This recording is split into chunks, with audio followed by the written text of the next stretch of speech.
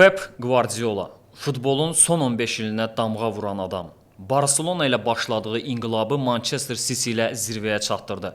2008-ci ildə Barcelonanın sükanı arxasına keçəndə çoxları onu sadəcə La Masiya yetirməsi kimi tanıyırdı.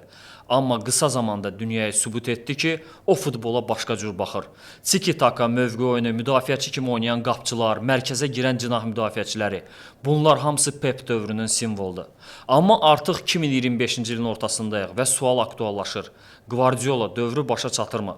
Arxada qalan mövsüm City üçün əvvəlki qədər uğurlu olmadı. Komanda artıq əvvəlki enerjini, ritmi, maşın kimi oyun üslubunu itirib. Bəzi futbolçular yaşlanıb, sistemə tam uyğunlaşa bilməyən yeni transferlər ümid vermir.